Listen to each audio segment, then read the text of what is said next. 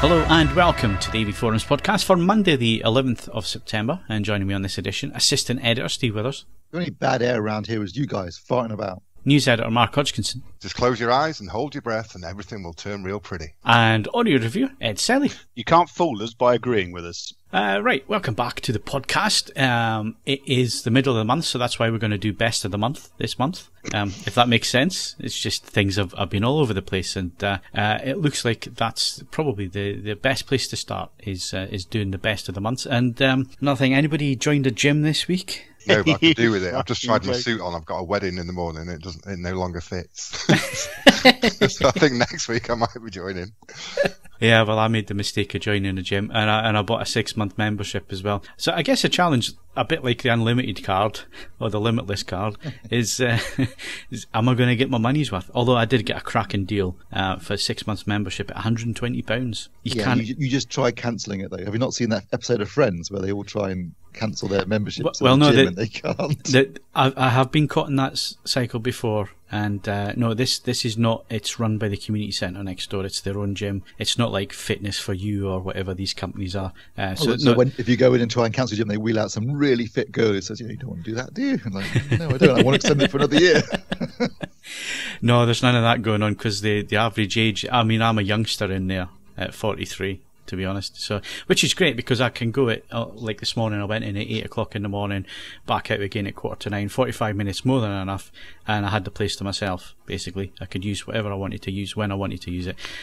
You don't get the the ones strutting around, showing off, and all the rest. You don't get any of that in there. So none of this intimidation. Does the sign over the door say gymnasium? No, it's all modern kit and all the rest of it. It's just so it's not just a pommel horse. No. Heavy medicine. A big heavy medicine ball and some guys with big moustaches and striped tops on. No, it's not quite that. It has moved on. It is at least it's all modern equipment and all the rest of it. It's just obviously it's a community centre, so it's a little village community centre, so it doesn't get the footfall, if you know what I mean. But it's right next door to me, so I can roll out of bed straight into there, do what I need to do, and that's me done for the day, and still do my walk in the afternoon. So yeah, look at me, fitness twat. I'm just doing what I regard as the Stephen King's misery diet. So I'm not able to move around very easily. Yeah, I can't go out and buy food. I can't drink. Well, I can drink, but I run the risk of injuring myself further. Yeah. So yeah, the weight's just falling off, along with my sense of joy and well-being. Having slagged them off in the past, I am actually on Slimming World meals at the minute. I haven't joined the club or anything like that, but I am using the Slimming World meal, and I've got to say that it's actually real food. It's none of this powdered shakes or any of the rest of it. It's actually proper food, and it gives you the recipes on the back as well, so you can actually make the stuff.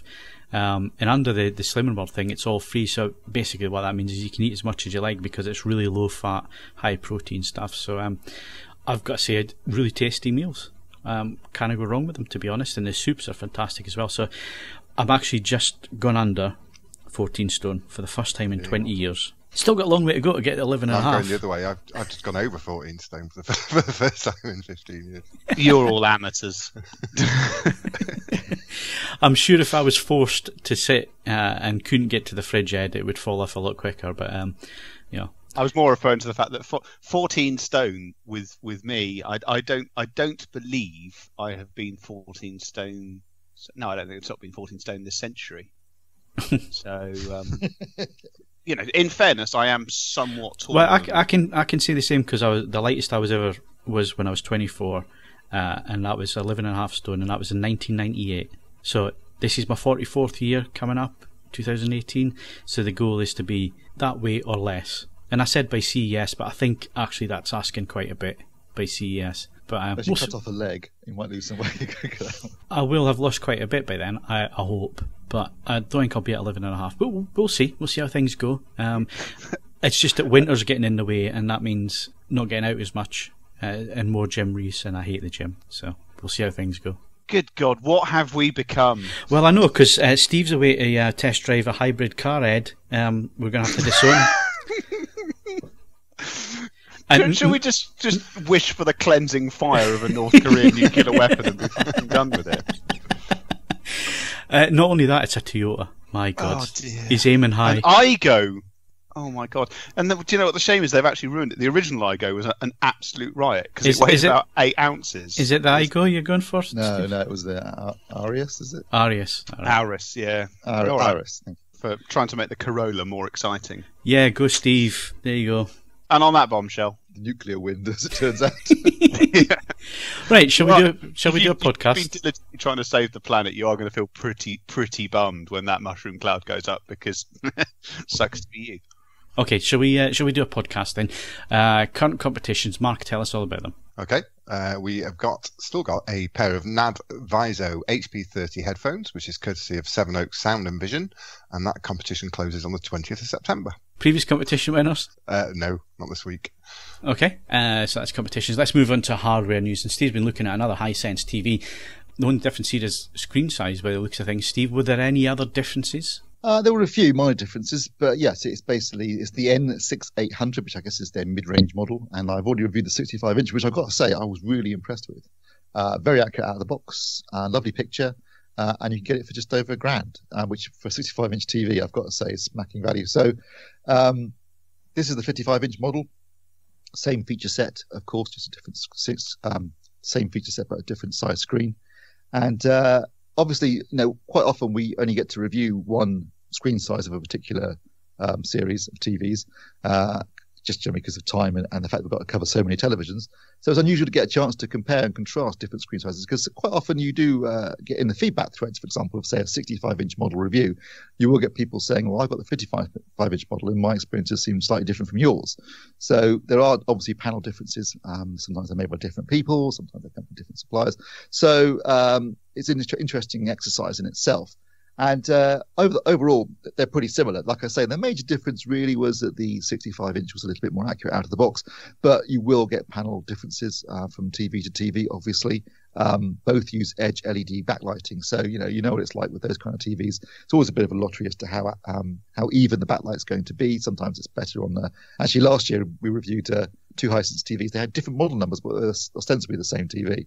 And in fact, one had a much better backlight uniformity than the other. So it does happen. This TV, though, it's very attractively designed and well made. It's got largely metal construction, which is always a surprise at this price point, but it's something that Hisense do really well. It has their new smart TV platform, which is fairly basic, but does, most importantly, have all of the sort of video catch-up services that you'd want. So you've got, Netflix and Amazon and YouTube, and you've got all the all the TV catch-up services and Freeview Play. So that's great. It supports HDR. It's not the brightest TV you're ever going to find, about 460 nits. I'll tell you one thing I did notice. I looked through the specs, and I've got to say, Hisense are pleasingly honest in their specifications, because they claim a peak brightness of 460 nits, and that's exactly what it measured at. They claim a color gamut of 67% of Ret 2020. That's exactly what it measured at. They claim an input lag of less than 50 milliseconds, which is actually underselling themselves, because yes, in the cinema mode, it was 46 milliseconds, but in the game mode, it was 29 milliseconds. So in fact, if anyone's looking for a gaming TV, this TV would really be good, because, you've got a 55-inch screen size, 29 milliseconds of game input lag in both. That's the game mode for SDR and the game mode for HDR. So for a gaming TV, cracking. In terms of its performance, like I say, a little bit accurate out of the box. It has got calibration controls, and you could get it to be really accurate after calibration. Obviously, you can debate whether someone would get a TV at this price point calibrated, but they are there to be used. And I thought the picture quality was pretty good. Obviously, when you get down to these sort of price points, you're not going to get the same performance you're going to get for a TV that's costing, $1.5, $2,000. But considering the price point, it was a very watchable picture, a nice sort of natural looking image, and good grayscale, and the camera was very accurate. And in HDR, the measurements weren't that great. Actually, it was interesting. They weren't that great in the graphs, but actually watching the HDR on it, even though it's only 460 nits, actually it was a very, very watchable HDR image. I quite liked it. Again, it was a saturated and natural looking image in terms of colors. The peak highlights don't necessarily go as high, but because of the overall image brightness is probably better on an LCD TV than you're going to see on some other TVs. Actually, it was a very watchable HDR image. And overall, I thought it was a very impressive TV, particularly for the money. Well, you keep saying for the money, but you haven't told us how much it is yet. £699. Okay. And in fact, I think you can get it for less than that if you shop around. That's $699 at John Lewis. So, Yeah, that looks like pretty decent value for money, to be honest. Especially with the build quality. I mean, I was impressed looking at the TVs. We got to see them ahead of schedule or ahead of time at CES, and you know, when you look at the price point and you look at the build quality and the materials that they're using, as well as the performance, you're getting some pretty good value for money there. Yeah, you are, definitely. I mean, I'm always amazed at, I guess it's economies of scale, but I'm always amazed at the fit and finish on these Hisense TVs. They really are very nice. You know, they put a lot of other higher, you know, more well-known, shall we say, brands to shame in terms of their build quality. Yeah, good stuff. Right, so that review should be up by the time you're listening to the podcast. So if you want more on that one, I mean, at that price point, it's not going to be absolutely bang on perfect in terms of accuracy, Steve. But really, people are going to be watching a TV like that probably in the standard mode anyway, with a little bit blue in the whites and so on. So in terms of what you said in the review, in terms of it has a slight yellow tint in the cinema mode. You're not really going to notice that in standard, and that's probably what the majority of people at this price point are going to be watching the TV in. Yeah. I mean, if you want to try standard mode, and feel free to try it, there will be a little bit more blue in that grayscale, although a lot of people do like that look. I mean, that's why they do it. Just make sure you turn off all the processing, because there's a load of processing on in the standard mode that makes the image look very unnatural and over-processed. So you want to make sure you turn that off.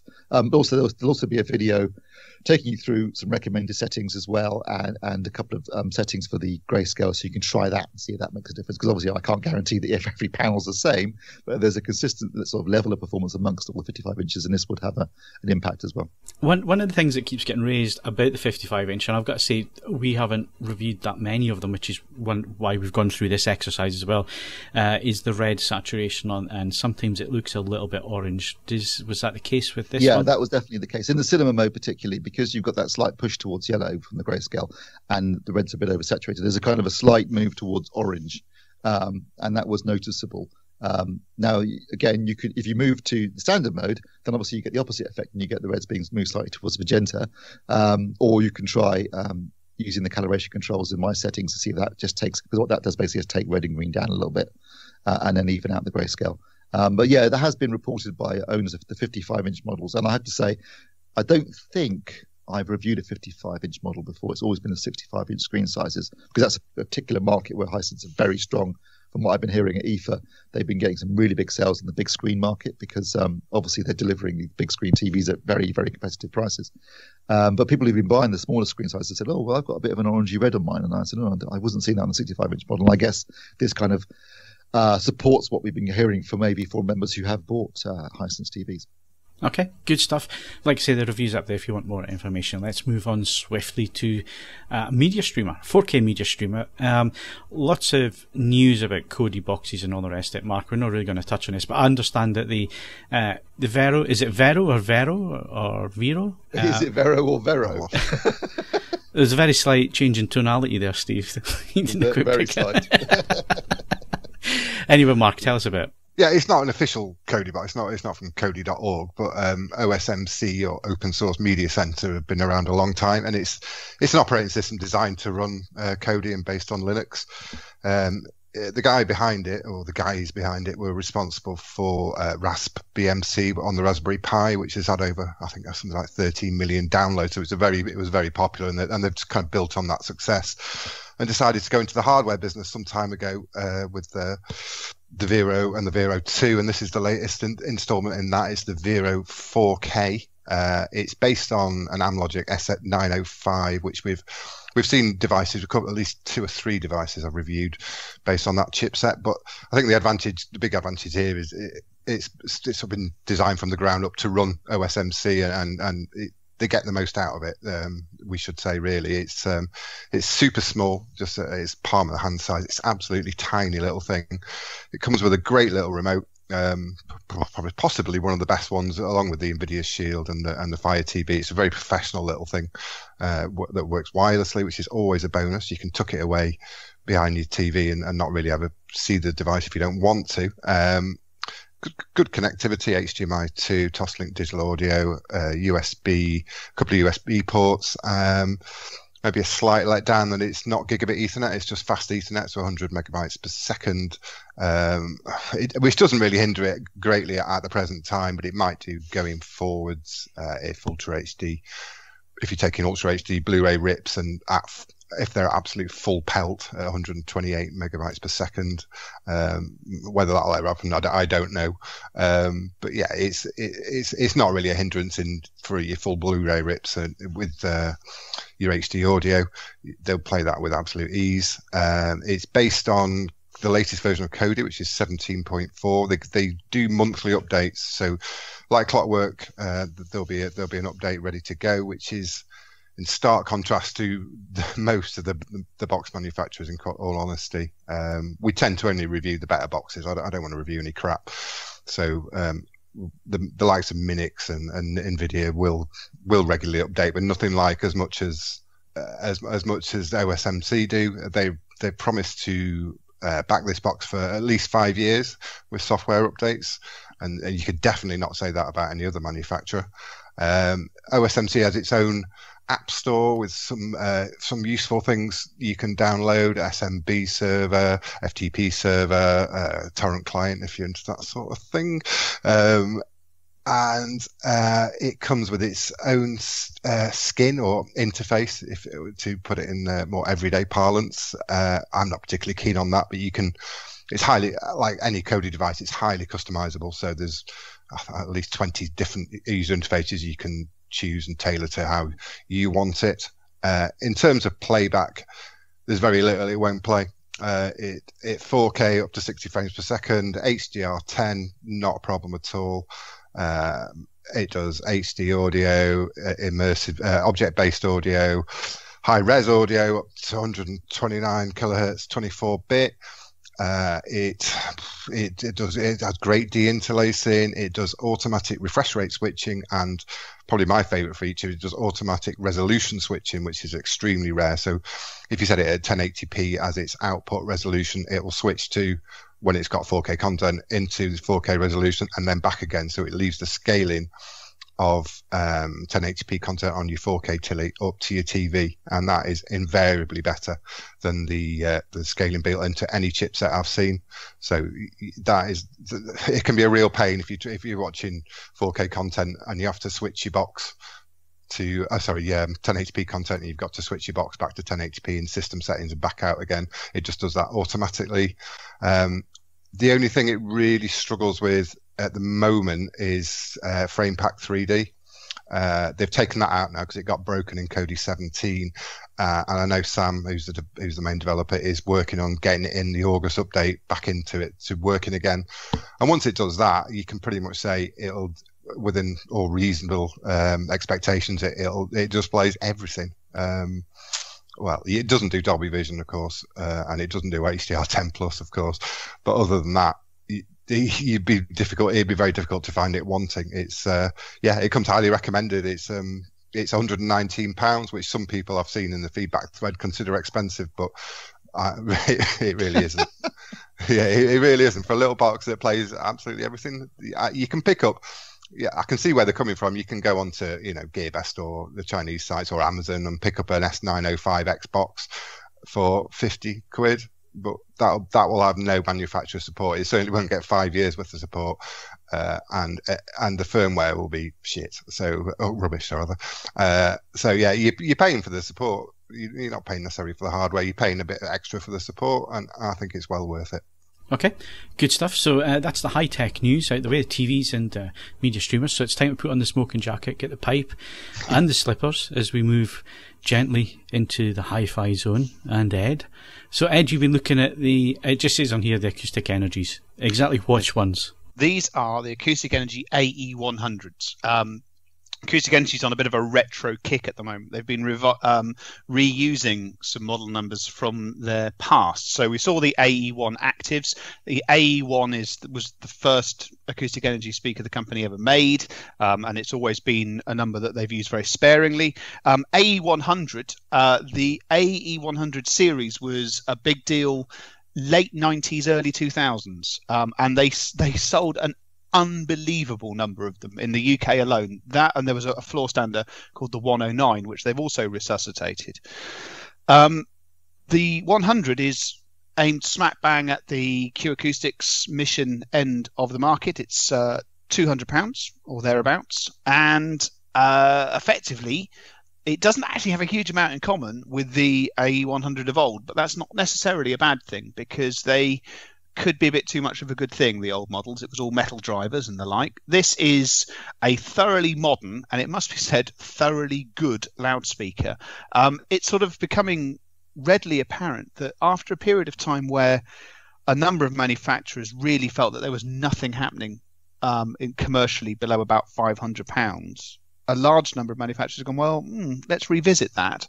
And people are turning out some genuinely excellent affordable product at the moment. If you are seeking to assemble a system for sort of £500, £600, which I'm aware is not an inconsequential sum of money, but we are talking about something where obsolescence isn't quite such a worry as it is in some other categories of this, you can buy something which isn't just good, it will sound genuinely excellent. And this is just one of those, it's another ribbon to that already considerable bow.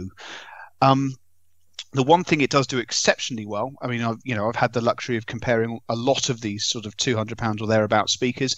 If you are looking for something where maybe you're losing the last half an octave of bass, and you won't attract bats with the treble output, the across the core of the music, the bit that matters, sort of 100 hertz through to 12.5 kilohertz, it's just absolutely superb. Integration is lovely, it's rich, it's real, and it just does a cracking job with voices and instruments. It's a very lovely little loudspeaker, and further demonstration that budget hi-fi is on a bit of a flyer at the moment. It's good to see that area of the market is still developing, still being built on, because the temptation there for a lot of manufacturers is put the budget range out and leave them for a decade. Yes, or stop. I mean, I don't want to name names, but a number of companies have essentially left this category altogether. Their start point for loudspeakers is somewhere in the region of £400 to £500, and that's fine. That if that's a viable business strategy for them, best of luck to it. But I don't necessarily know if that truly counts as entry level. So it's on these products where people will often start a journey and proceed up from there. So cutting that rung out of the ladder, I don't think is a terribly good idea. And as you say, it's nice to see regularly updated product where a clear amount of design and care has gone into making them pretty damn good. Okay, Ed, so it's the middle of the month, so give us your favourite album, vinyl and playlist of the last month. Right, okay, I can't remember if it actually made it into the rushed end of the IFA podcast, but album of the month is the new effort from LCD Sound System, American Dream. I absolutely love LCD Sound System. Right from the very first moment that I heard Daft Punk is playing at my house and Losing My Edge and stuff over a decade ago to this point, they've just been a band that's continuously turned out great stuff.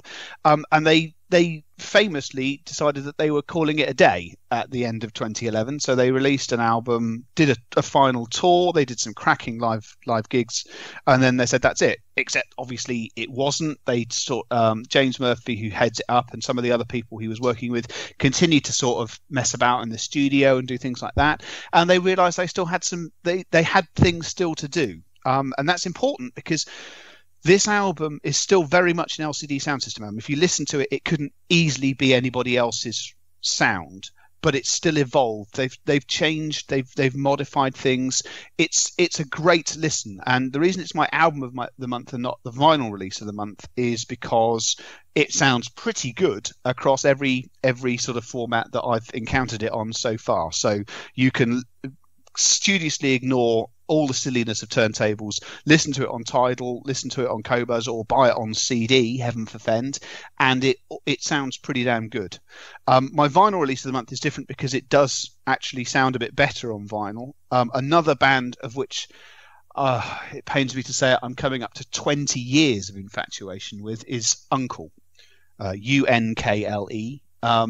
This has been a sort of ongoing project and various people have been involved. The one person who's been consistent in it throughout that time is a guy called James Lavelle. And after a period of quietness, they have released a new album. He's collaborated with a number of people. It's called The Road, Part 1, I believe, or just The Road.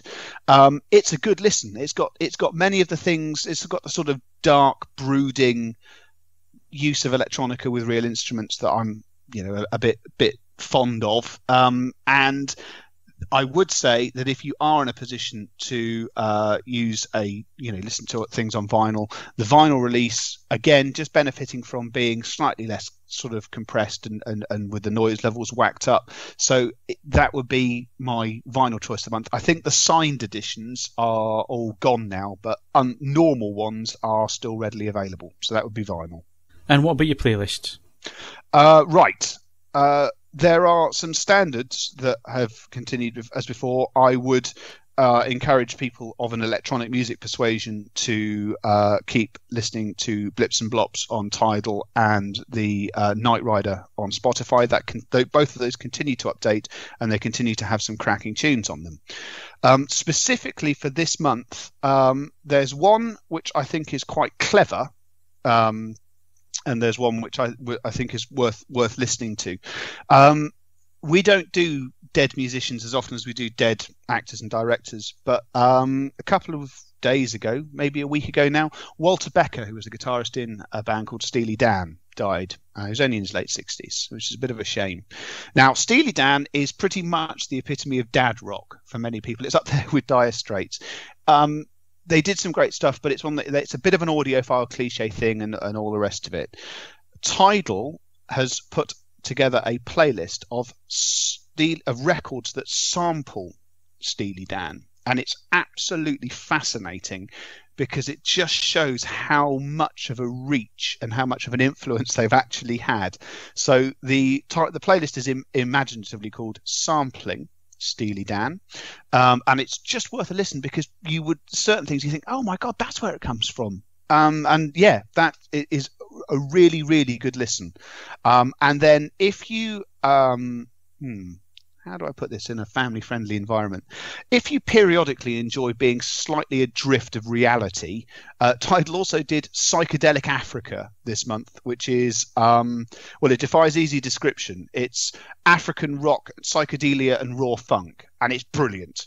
It's not necessarily normal, but it's well worth at least one listen. I would pay good money for Phil to listen to it whilst walking, just to see what it did to his speed, footsteps, and heart rate. Do we need to borrow some of your painkillers for that? Do you know what? I am off painkillers. Although after yesterday, I'm considering going back on them again, just to escape this cruel world. But no, those would be my choices. I'm very sorry, my subscription to Apple Music has lapsed because I was realizing I was paying for 2 streaming services with another 2 sort of on trial, and it was getting a bit much, so Apple Music has lapsed. But as ever, if you can open the Tidal page, you can export the playlist to other streaming services using the Soundiz software that we put a link to in the podcast a few weeks ago. Okay, and did you get a chance to listen to the recommendation I gave you? I've completely forgotten her name again now. Mayor Jane Coles. I did. Yeah. I thoroughly enjoyed it. As I said to you, my only slight downer is that they want no less than £25 for it on vinyl, which is quite a lot of money. So I shall have to see if I can purchase it in a lossless format and add it to my server and do some digitaling. But no, that's a damn good listen as well. So Phil's tip on Mayor Jane Coles, not only the album she just released, but there's some good things to be had there. Did you listen to that brass band covering the KLF? Yes, I did. I listened to their whole album. I can't remember what the album's called now, but it was Williams Fairy Brass Band. That's and them. They do dance tracks as a brass band. Yeah, and some of it was really, really good. Some of it was like, yeah, I'm digging that. Others, like the KLF, it was like you really needed to know what time is love to pick up on the cues, the audio cues, because it was, well, you know what kind of track it is. It's just on repeat. You know what I mean? So with a brass band, just keeping repeating the same thing, it didn't quite have the vibe. However, Pacific 202 was brilliant, absolutely brilliant. The way they did that, so yeah, spot on. So that's the future, guys. Brass bands doing everything. But I've got to say, her albums as well really reminded me of early Massive Attack with Sharon Nelson's vocal. So if people enjoyed that, go check it out because it is really, really good. Really good. Yes, I would agree with that. All strong. So yes, plenty of music choices this month. So go, enjoy, listen. Okay, so that's it for hardware news and Ed's roundup for the month. We're moving on to movie news next.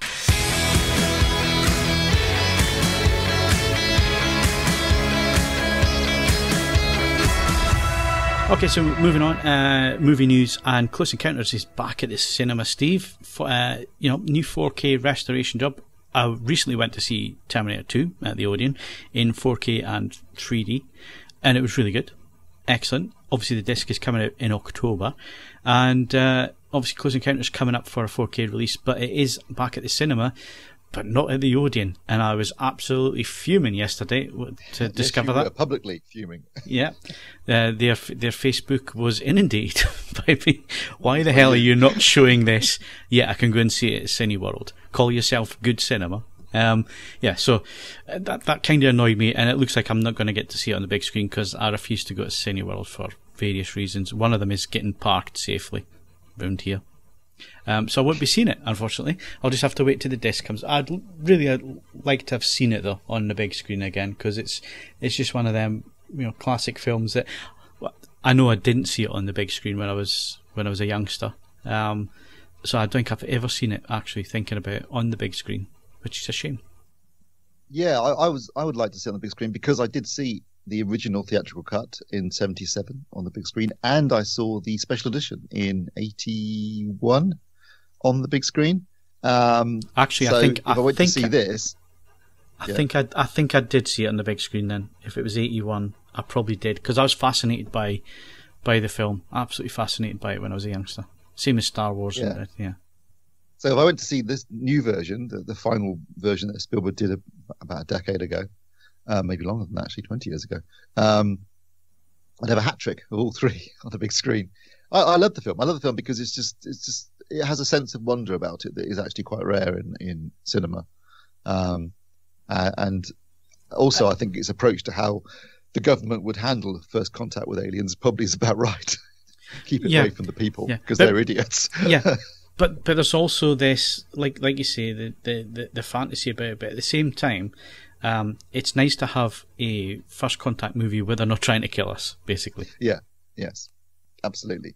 I've always loved the film. It's been a favourite of mine since I was a kid. Like I said, there's a real sense of absolute wonder about the whole thing that I really enjoy, and I think it's Spielberg at its most, one of his. Well, I think it's one of his best films. Obviously, his best film is Jaws, but it's certainly up there in my opinion. And I love the movie, so I'm really looking forward to getting it on Ultra HD Blu-ray, all three versions in 4K with HDR, and I believe a Dolb DTS up HD Master Audio 7.1 soundtrack. So for some reason they haven't gone interesting, because Sony, who are releasing this film, all their Ultra HD Blu-rays to date, at least that I know of, have had a Dolby Atmos soundtrack. This will be the first one that hasn't. Don't know why. Maybe Spielberg didn't want to do an immersive mix and wanted to stick with the 5.1 or 7.1 channel mix that they've been using before. Although I know ET's got a DTSX mix, so don't know why. But anyway, still looking forward to that. I'm sure you're not going to miss the 5%, the difference that it makes, Steve. Well, yeah, but there's some great shots I can think of where UFOs fly overhead. That would be great. But I have to be honest. Yeah, that whole sequence. No, I don't. Does it count with spoilers with a film of this age? But when the small craft are biffing around at on the highway level, that would be Atmos-tastic, surely. Yeah. But then it's changing what was originally there, and we always bang on about as the director intended. And if he hasn't put a mix on there, then it obviously isn't intended to have that there.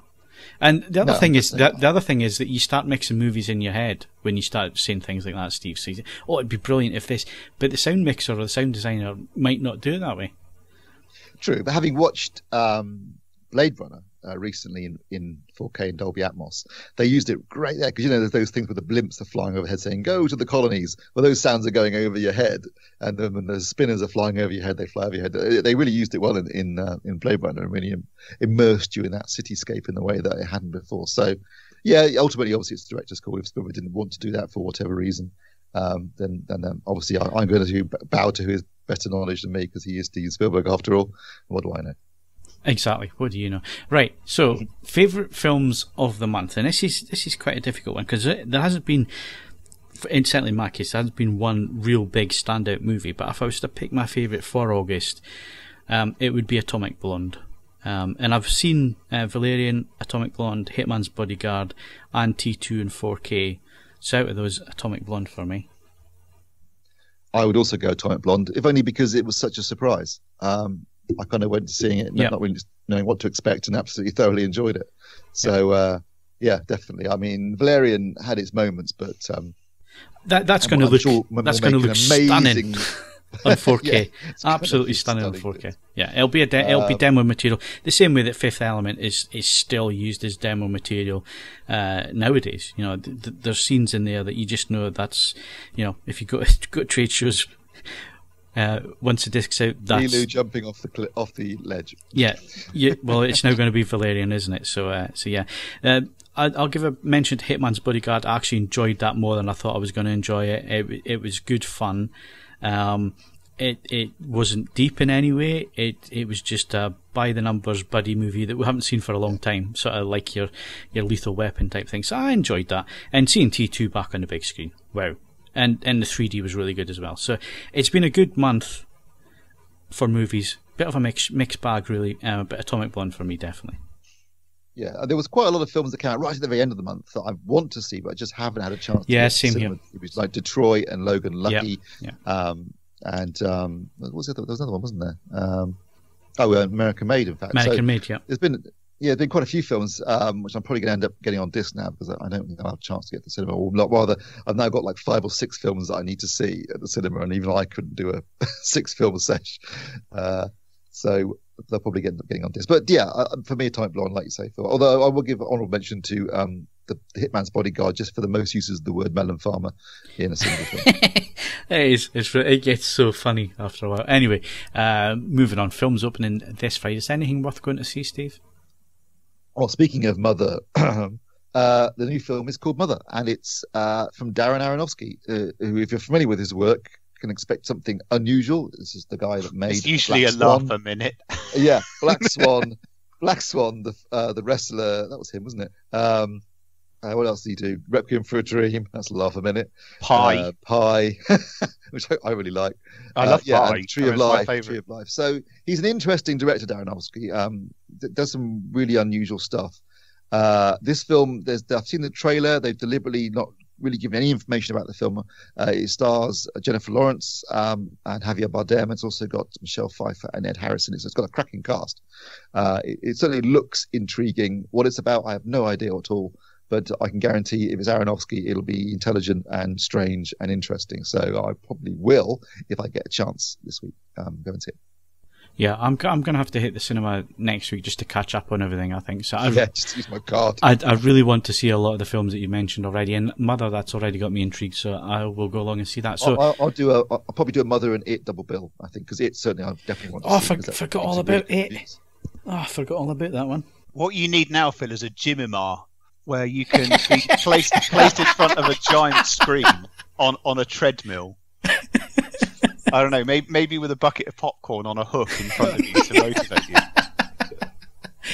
Oh, I think you've just invented something that get trademarked. If you are listening and you want and you wish to discuss with me about buying the idea of the Jimimar, you are welcome. It's going to cost you. So that's great. Well, they've started doing things like silver screenings and all the rest for pensioners and all that kind of thing. So it's only a matter of time, Ed, before they could develop one of the screens into, like you say, that would be class. I mean, I can't imagine that the quiet moments, because it would just be you and a number of other sweating lunatics. So it's just like a moment where it's supposed to be like silent and brooding, and you just hear. Not going to be perfect, but I think there's mileage in that. So yeah, at least 6 miles. Right, what were we talking about? Mile and hour and a half? Yeah, I'll probably cover. Yeah, that a bit. Anyway, favourite Blu-rays of the month. I'm going to pass on this one because unfortunately I haven't bought any Blu-rays. Ed? I haven't bought a Blu-ray. I'm going to have to buy a Blu-ray because I'm reviewing an AV product. So I thought I might actually put some effort into citing something out relatively recently because I care about you guys. But I don't know what I'm going to buy yet. Just get Guardians. Guardians of the Galaxy Volume 2. Sounds amazing. Yeah. Yeah, all right, fine. Okay. Job's done. Mark? No, it's been August, the school holidays. I've not had a chance to watch anything apart from the odd TV show, so no. Although I have managed to get myself on Vudu, the American service, and they've got Guardians of the Galaxy 2 in 4K, so I might give that a watch. Dolby Vision actually as well. Yeah, well, I haven't got a Dolby Vision telly. How did you manage that? But still, I'll give it a go in streaming in 4K and see how that works out. So how have you managed that? It's quite a complicated process, but it involves a VPN and it involves an unofficial app store. It's not illegal; it's just backdoor. It involves an unofficial app store and a few settings on your Shield, and then voila, it's there. But you pay for it though, obviously. Oh yeah, through official channels, so it is legal. Through PayPal. PayPal, you have to set it up as PayPal because you can't set it up with credit card. You won't even accept a prepay. So yeah. Okay. I'm using PayPal to pay. It should work. I've watched some of the free stuff, so I can stream from it. So I assume I can buy things from it as well. I haven't had very many Blu-rays either, actually. Although I did get Lost City of Z, which I quite enjoyed. So I'd probably recommend that. It's shot on film, which is unusual these days, and it's about a true story about British adventurer and explorer, and his obsession with finding. He finds evidence of a civilization in South America, and becomes convinced that there was this huge civilization predating history, and that there was this city that he's convinced is in this location. He keeps going back over and over again. This obsession of finding it, and to some extent, after he disappeared, spoilers, he disappears. Looking for this lost city, but there is evidence to suggest since then that there was certainly a culture there, although maybe not the city that he imagined in his. But yeah, it's a fun movie. Charlie Hunnam and Rob Pattinson star in it, along with Sienna Miller. Yeah, so it's an old school adventure movie, shot on film. It looks gorgeous. They shot it under some fairly harrowing conditions in South America, actually, apparently. So it does look like they did put the effort in, and I quite enjoyed it. So I recommend that. Right. Okay. So what people are buying is Ultra HD Blu. Well, certainly you are, Steve. So Ultra HD Blu-rays of the month. I know what it's going to be. It's just my copy hasn't arrived yet. Is Blade Runner. Or Guardians of the Galaxy 2. Oh, Guardians of the Galaxy 2. Yeah. I was one or the other. I think they're both. I'm still waiting on both, but you keep banging on about how great they are, so I'm sure I'm going to enjoy them when they turn up. Yeah, Blade Runner in particular, I thought looked, but I mean, it's as good as this film's ever going to look and sound. And Guardians of the Galaxy, I actually watched it again with a friend during the week, and we both basically came to the conclusion it was the best looking and sounding disc we'd ever seen. And he hated the film, though. He absolutely hated it. I like it, but it's a personal thing. But yeah, picture and sound wise, it's stunning. And there's a lot of stuff coming out this month for the rest of September, so it's going to be quite interesting. As you mentioned, Close Encounters has already mentioned, and E.T., among others. Wonder Woman's coming out, so it's a good month. It's going to be expensive at Fry's. That's the way I'm looking at it, because I think I'm going to pick up the majority of these when we're over there. Are you just going to leave me in that record shop whilst you go to Fry's? Or we'll just have a comparison to how much clothes I now have to throw out and leave in America to actually come back in under the weight limit. Yep, that's probably what's going to happen, Ed. But yeah, I'm kind of banking on the fact that by the time we hit January, there's going to be reductions on some of these, and plus, the pound to the dollar. It's cheaper to buy them out there than it is to buy them this country, because I think it's around about 30 quid at the minute, is it not, to import stuff? 30, 35 quid, Steve? It varies depending on what title it is, but yeah, you can certainly easily pay £39 as the most expensive I've seen for a single film. But some stuff you can get for 18 quid, so it does vary. Yeah. But there's been a definite increase in costs of late. Yeah, so I'm not interested in the big collector's editions. In the past, I would have purchased those. But I've done it with Blu-ray and I've done it with DVD, and the thing is that they look nice in the packaging and all the rest. When do we actually spend time with something like that? Playing with the toys that it comes with. Yeah, or reading the books that come with it and all the rest. I mean, I've got loads of collector's edition stuff that, it's gorgeous stuff, but I've never actually spent the time going through and looking at everything in any great detail. It's funny, with films, I completely agree with you. They were never, the nature of how I store them as well, I don't benefit from them looking any nicer.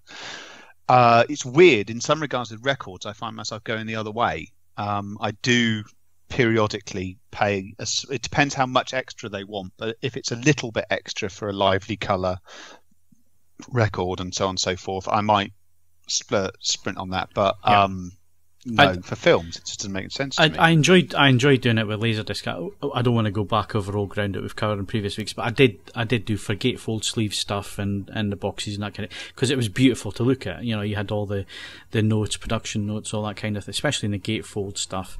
So in that respect, it's a lot like vinyl, Ed. Yes. You know, you're getting the 12-inch stuff. But nowadays, you know, having done the DVD special editions, I mean, I've got some beautiful stuff. I have the Godfather set on DVD in a cigar box made out of proper wood. No, it's gorgeous. Never opened it. Never looked at it. And I've got other box sets there and special editions, Back to the Future stuff with a number plate and all the rest of it, and lots of other things like that. And again, it sits on a shelf and never gets looked at. And so when it comes to 70 odd quid, which is, I think, the Close Encounters box is about that, isn't it, Steve? It's about I've got to say, I was researching this quite heavily during the week because a press release came in for the UK release of Close Encounters, in the UK 4K release. So that's a little bit later. It's a few weeks after the US release. But what it seemed to suggest was there's two versions. There's the 2-disc set, which is basically going to be the film in 4K and the film on the Blu-ray. And there's also the special edition that you're talking about, which comes with the book. But I think that comes with the 3rd disc with the extras on it. And I don't think that 3rd disc is with the normal version. But I think in America, the normal release is a 3-disc set, and there's also the special edition with the book. So I won't know until I actually get hold of the disc.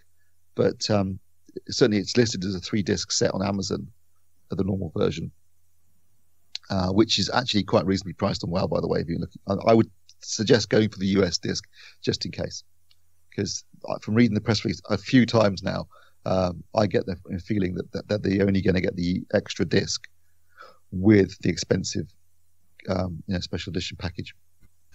I mean, this is the problem. I have to say, that was in terms of special editions. I realised the amount of time I actually looked at any of this additional content, because I'm nowhere near the cinephile that you guys are. I was sort of like, well, great, I've got 5 hours of documentaries, and you know, even when I was laid up with a broken leg, I didn't feel compelled to watch any of them. So yeah, I think the test. I think the quality of the documentaries as well is not where it used to be. No, that's true. You know, a lot of the stuff now is it's basically electronic press kit stuff that came out at the time that the film came out, and it's just all bundled together. There's none of the real in-depth documentaries anymore. You get the occasional one now and again, but it's really not like how it was in the early days of DVD, where you know you had producers who really went to town on putting together some documentaries that were twice the length of the actual film, going into the making of and behind the scenes. And Dangerous Days is 3.5 hours long on the making of Blade Runner. Exactly, and there was the other one, the Hamster Factory on 12 Monkeys, which was brilliant documentary.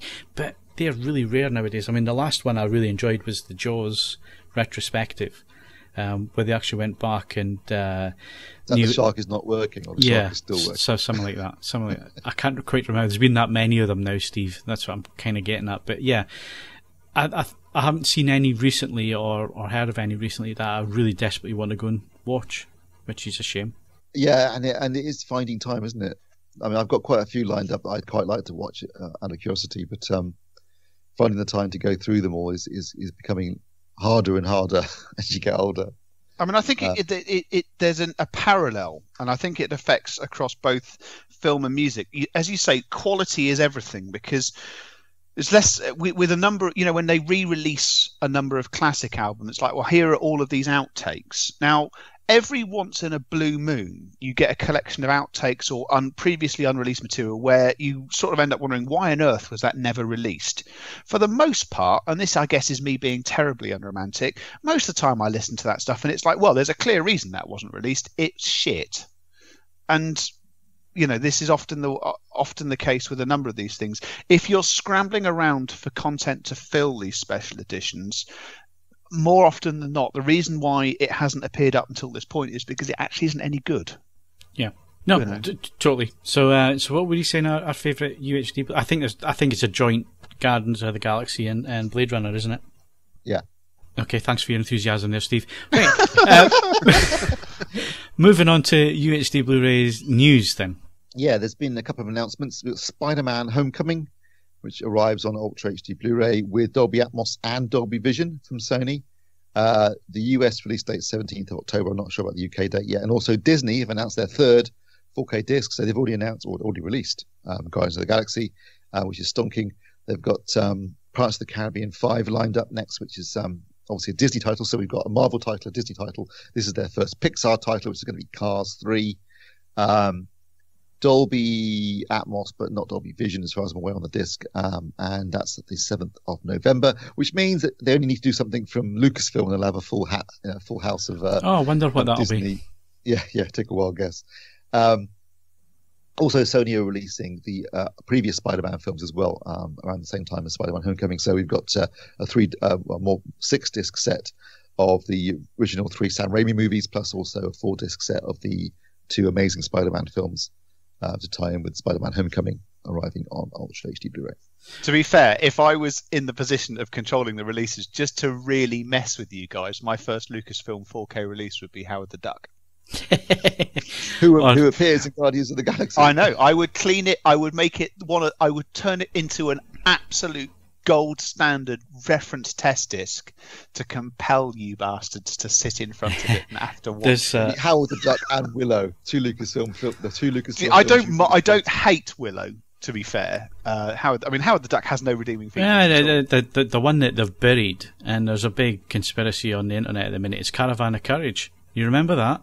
No, I've got it on DVD. Have you? Right. Yeah. Well, treasure it because it looks like it's been buried and forgotten about, and it's no longer canon. Was it ever really canon? No, not really. It was. I've got proper Battle shit, for Endor and Caravan of Courage on a double DVD set. Yeah, but they've seemingly they no longer exist, and Lucasfilm no longer want them to exist. So there you go. Excellent. According to the internet. I do love it when people disown their own work completely. Well, let's face it, they weren't very good. They were shit. Yes. I mean, let's be honest. If you had to pick something out of Return of the Jedi to make into another separate film, it wouldn't have been the bloody Ewoks, would it? Yeah, but when you're talking about kiddies' films, though, that's the thing. When One Man and His Rancor is still crying out. Yes, it's waiting to be made. Directed by Ken Loach. It'd be like Billy Casper, but with a much bigger bird. Yeah, brilliant. As I say, and yet all of these great ideas, they fall upon barren ground. No one goes with it.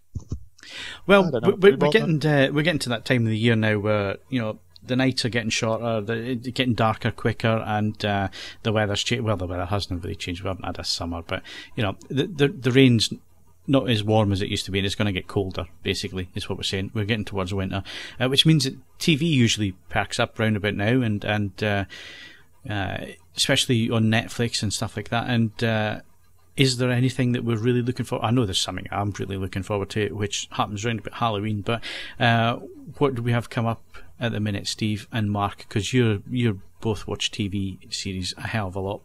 In fact, I wonder when you do work, to be honest.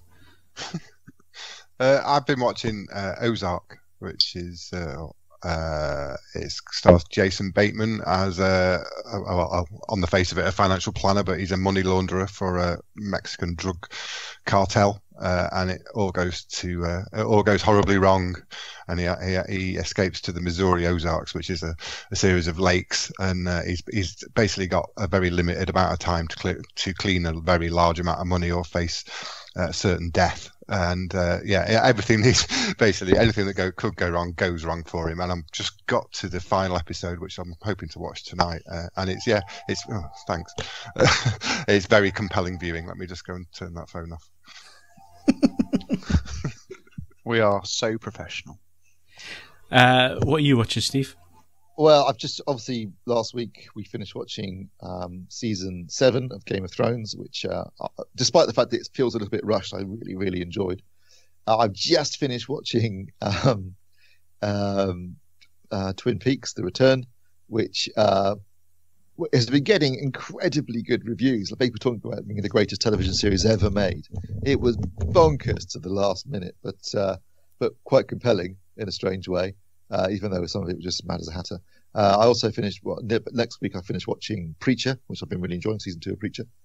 Coming up, the day we're recording this podcast on Friday, the first episode screens on Sky of the latest season of American Horror Story, which is Cult, subtitled Cult, which I should be watching. And also, from today, I can stream the full season 2 of The Expanse. So I'm looking forward to that.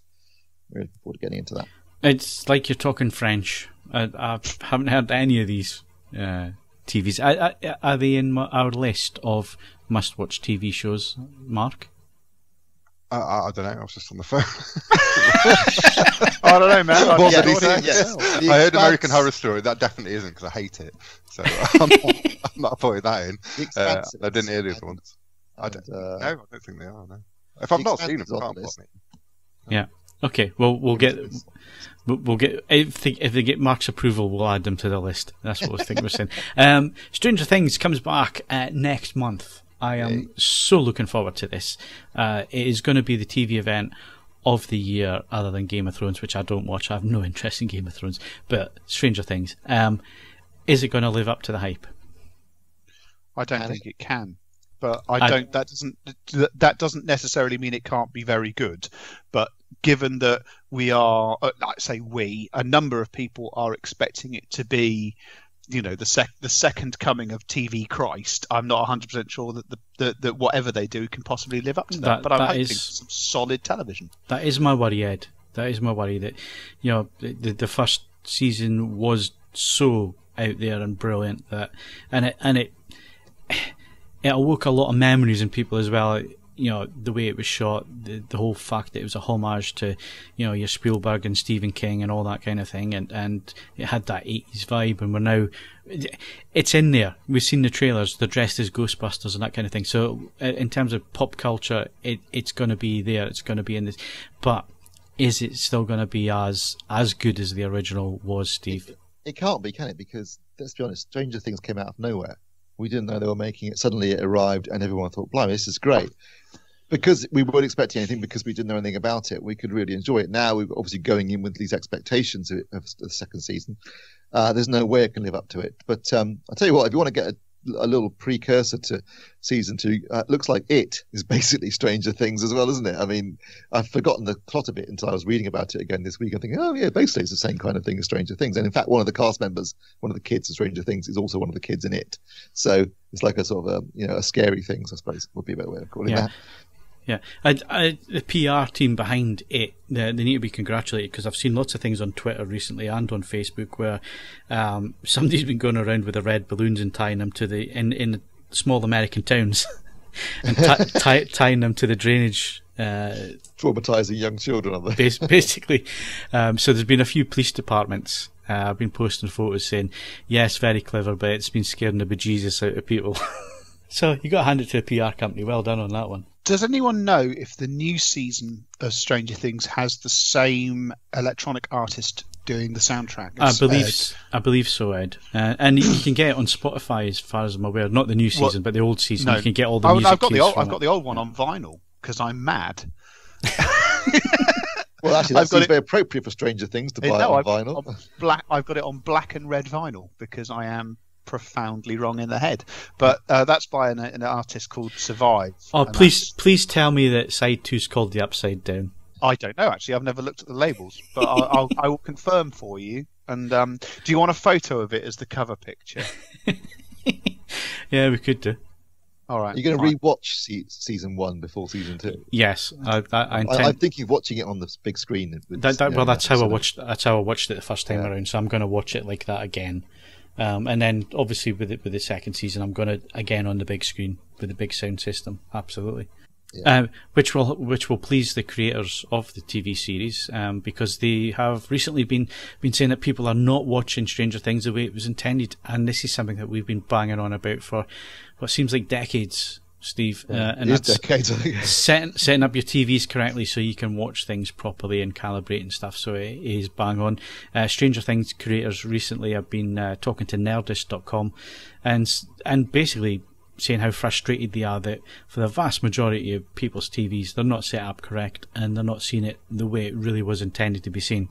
Yeah, they were moaning that, and this is something we've both experienced. You go around to a friend's house and they've got their TV on with their, it's like in the dynamic mode or the vivid mode, but also they've got all the frame interpolation processing on, and they were saying like, it's making it look like cheap video, where it looked like making our show look like it was shot on an iPhone instead of being an 80s film shot, homage. So they were begging people to please turn off all the frame interpolation and the motion enhancing features and watch it as it's supposed to be seen. And we've been saying that for a long time. When it comes to film-based content, for God's sake, turn that stuff off, because it just makes it look like cheap video. And this is not a cheap production, and it looks stunning when seen properly. Looks and sounds stunning when watched correctly.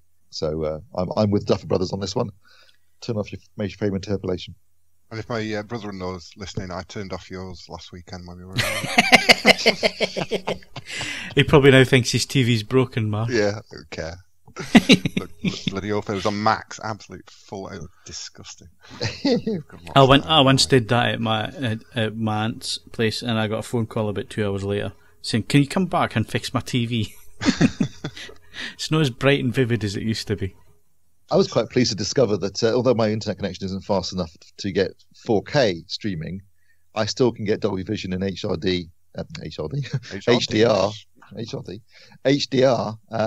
from Netflix and Amazon on my B7. So cool. Wow. Yeah. And Dolby Atmos now. I was watching a film on Netflix on the B7. It was Dolby Vision and Dolby Atmos. So there you go. Ooh. You're getting all high tech now, Steve. Yeah, I know. Right, so to wrap things up, some quick Star Wars news. So Paul Bettany's going to join the Han Solo cast. Is this film ever going to end filming? Well, yeah. The thing is he playing an evil assassin monk in this? and if not, why not? Yeah. No, basically, as we discussed on previous podcasts, the original directors, Lord and Miller, were sacked after shooting about 80 to 90% of the film. Ron Howard's come in, who, nothing against Ron Howard, but he's a journeyman. He's nothing great as a director. He's a very solid safe pair of hands. He's come in. Now he has to shoot at least 50% of the film to get credit from the DGA. So it looks like they are currently reshooting the film. They're talking about extensive reshoots, but it looks like they're going to have to reshoot at least 50% of it so that he can get a credit. So that's what they're doing. As a result, he's been trying to drum up, he's been a real cheerleader. He's been doing Instagrams and this sort of stuff, trying to get interest in the film, but no one's interested. No one cares about this. No one wants it. I don't think. I think maybe as a Lord and Miller film, it would have been interesting as an out-and-out comedy, something different. But what we're going to get now is just going to be awful, I think. But also because they're reshooting most of the film, one of the actors in it who was a major role, Michael K. Williams, who was in The Wire, played Omar in The Wire. He had a big role in the film. He can't do the reshoots because he's doing other things. So his character's now been removed from, cut out, which is strange. You think, well, hang on, you cut out a major character from the film you've already shot. They've already now hired Paul Bettany for another character, presumably, and so it's going for reshoots. It's got car crash written all over it at this point.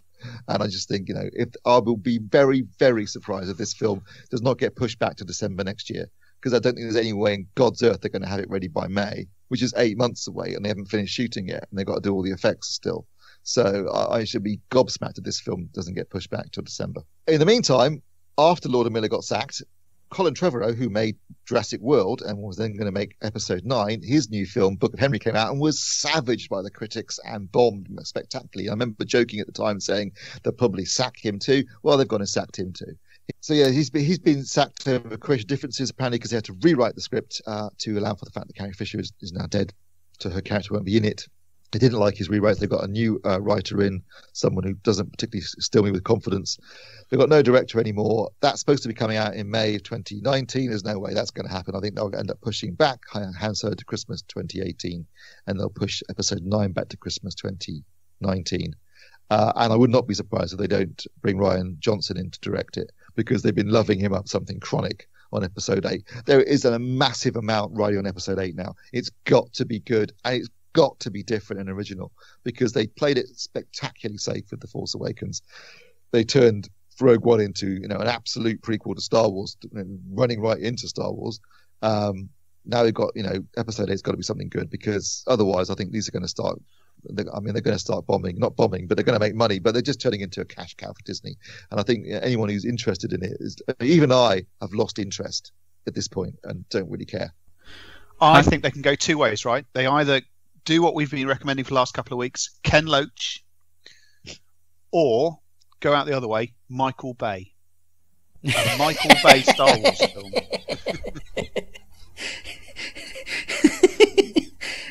Or maybe try and get them together as a collaborative partnership for the most peculiar film ever made. But yeah, Steve's right. There's a lot riding on this, so just go balls out, Michael Bay.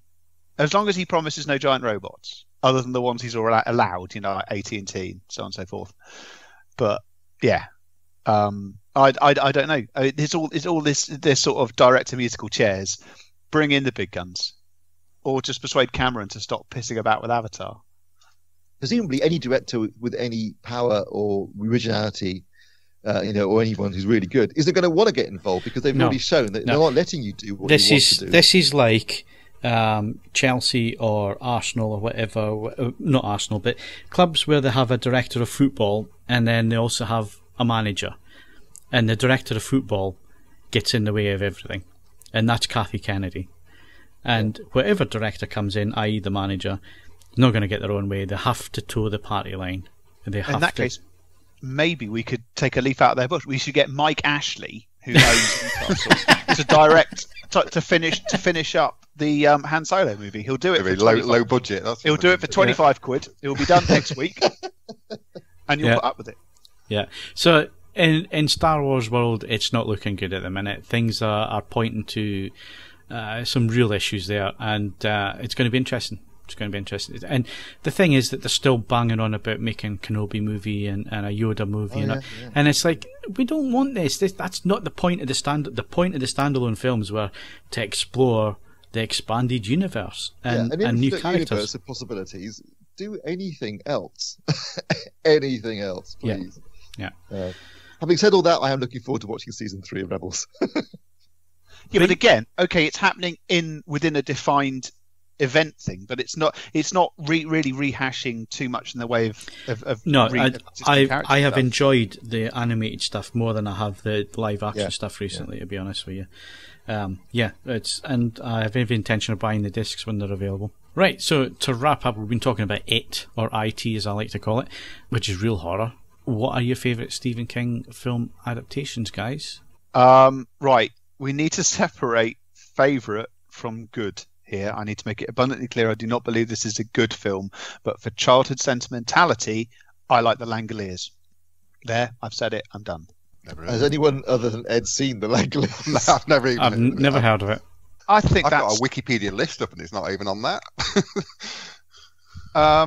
Well, it was essentially it was technically a mini series, but it got combined to be a film in varying levels of edit, because it's 2 1.5-hour episodes, and obviously as a full film it's quite long, but it's sort of been, there was a UK release which I distinctly remember being shorter, and I think my dad bought it on VHS as in Woolworths for bugger all, and in so many ways it's terrible, but it's just so part of my childhood.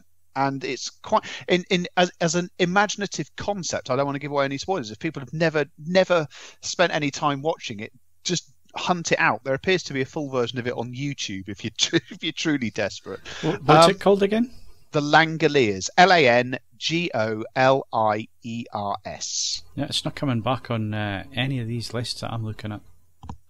But no, I absolutely adore it because it's, as I say, the premise I think is very, very interesting, and it's just hammy What TV is the actors. premise? Well, I can't honestly saying too much about it ruins it, but essentially, no one's going to watch it. Come on. All right, fine, okay.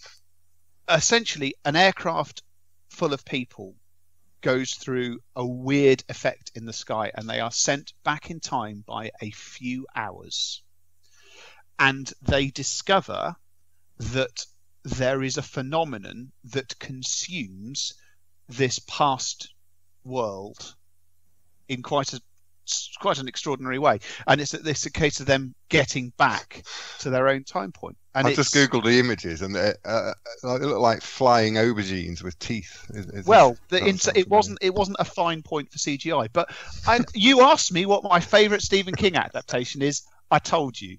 If you wanted me to say the bloody Lamshank Redemption or whatever it is, then tough.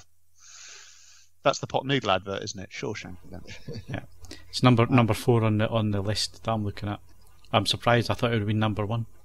Do you know what? It's one of those films where everyone else wanks themselves dry over it, and I can't get that excited at all. No, you have to split it into 2 King adaptations based upon his sort of non-horror stuff and adaptations based upon his horror stuff. Because non-horror stuff, clearly, Shawshank and Stand By Me are both fantastic, really good adaptations and really good films. If you're looking at the horror side of things, I would go The Shining, although in fairness to The Shining, that's a Kubrick film and has little to do with King's novel, as King has said many times publicly.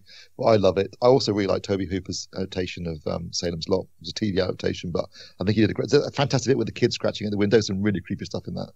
And Carrie's a great start for its first adaptation. I think De Palma knocked it out of the park. Nowadays, there's just so much King stuff that you just lose track.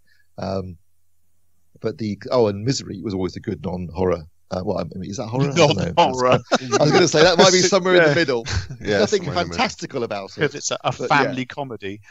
So get Rob Reiner in. He's Rob Reiner or Frank Darabont are your men if you want to adapt King.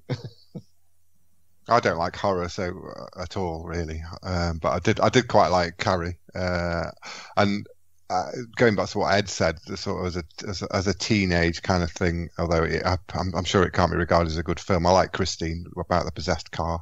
I thought it was actually genuinely funny. And Misery's probably my favourite one, I would say. It just kept going in ways I wasn't expecting, and it's just fantastic performances. Phil? Yeah? What's your favourite? You've mentioned them all. The only other one I would mention, and it's not the horror, is The Green Mile. That was in one. Which I really enjoyed that. And I think it gets forgotten about because of Shawshank. Yeah, it does a bit. I was looking through this, I think, bloody hell, and they must have made his shopping list into a film at this point, haven't they? They've just done everything conceivable about Stephen King. Some of them are brilliant. Some of them are really bad stuff, like The Lawnmower Man, which is nothing. I'd forgotten about that. That's nothing to do with the book at all. I've seen that, yeah. And it's just shockingly bad. Or even when he wrote under a pseudonym, like Richard Bachman, they ended up making all those into films too, like Running Man with Schwarzenegger again. Not a classic. Or when King does his own film, have you seen his film, which he wrote and directed, Maximum Overdrive, with the killer trucks? It's just shockingly bad. I don't know, but you've got me compelled to seek that one out. I knew that would be the case. Yeah. Yeah, Maximum Overdrive is right up your street, Ed. Alley, dear, alley. My tastes aren't wide enough to be a street. But bringing it back full circle, I mean, obviously the reason we're talking about this is because it's at the cinema at the minute, and it is getting good reviews. So is this Tim one of the Curry better ones? Is Pennywise? Sorry, it's just not right for anyone else to be Pennywise. Yeah, well, there is that. I'm like Mark. Horror's really not my thing. I don't enjoy horror. It's not my favourite, but for whatever reason, it's one of my wife's all time. I mean, she watched it inappropriately young. They have a massive fear of red balloons to this day. But yeah, as far as they're concerned, it's messing about with their childhood, and they're not necessarily thrilled about that. So yeah, but if they do a good job of it, it's. I know Tim Curry's it's iconic for a certain generation, but this one's getting good reviews, which I didn't think it would get. Did you, Steve? I don't know, because it's a good source material. It's got potential, and though I've never seen the one with Tim Curry actually, though I've read the book, so. I thought, since I don't have any existing, perceptions of what to expect because I haven't watched the previous adaptation, I can go into it pretty. I'm really fresh. surprised at that. No, I've done. Like I say, I used to be massively into Stephen King. I used to read all of his books, but initially it was fine because the book would come out, a film would come out, you go and see the film. So I watched all the films up to about Pet Sematary, and then it just got ridiculous. There was so much stuff that you couldn't keep up, and a lot of it was cobblers, and a lot of it was just based upon a short story here or a shopping list there. And then I stopped reading the books because he was churning. Although it's interesting that there's a whole decade when he was the raving alcoholic, and he says he doesn't even remember writing Cujo, the book Cujo, which actually is quite a fun film. I remember Creepshow. I really enjoyed Creepshow, which was the anthology film that he wrote with George Romero. Speaking of recently departed people. But I've kind of lost touch a lot with King of late. The last thing I saw King related was the adaptation of his book 63-11-22, which is the one where the guy goes back to try and stop the assassination of President Kennedy, which I found slightly disappointing because it's such Interesting in the sense that he made absolutely no effort to explain the time travel. It just is in the back of a room in someone's cupboard in their diner. That's it. You back to 1963. But there's so much potential in terms of changing history that he didn't really go into that enough for my liking. But yeah, I've just lost touch with King, but I'm going to go and see it because I do quite fancy that. Okay, and on that bombshell, that's it for the AVForums podcast this week. My thanks to Ed Selley. They belong here more than we. Steve Withers. Everything's ready here on the dark side of the moon. Play the 5 tones. And Mark Hodgkinson. All right, everybody to bed. Sorry. Yeah, all right. I'm up for that. Really? Don't forget. Not with you bastards. You can forget. Can I do my line now? Don't forget, you can follow us on Twitter and Facebook, bookmark avforums.com for latest reviews, news and video, and of course leave us a 5-star rating on iTunes, but only if you enjoyed the show. I'm Phil Hinton, thank you very much for listening, and we'll see you again next week.